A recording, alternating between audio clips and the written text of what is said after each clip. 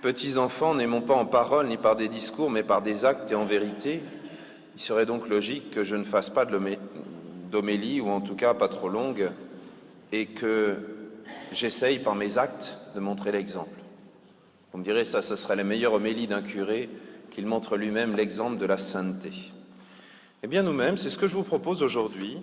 Plutôt que d'écouter ce commentaire de l'Évangile, ce serait simplement de le relire cette semaine chez nous pour essayer de demander à Dieu d'être un véritable sarment bien attaché à lui qui porte du fruit.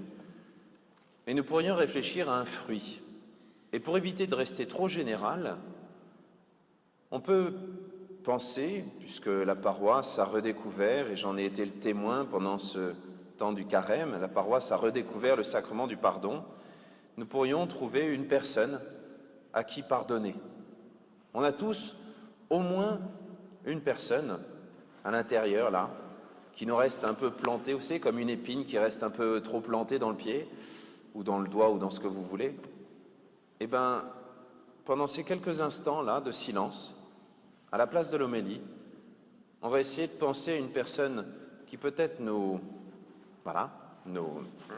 petit peu, et sincèrement, totalement, devant Dieu, et avec son aide, eh bien, on va décider de lui pardonner. Et si ça se trouve, cette personne est dans une autre église, avec un autre curé, qui lui dit la même chose, et ce qui fait que si ça se trouve dans 2 minutes, eh bien, vous serez à nouveau amis. Elle est pas belle, la vie?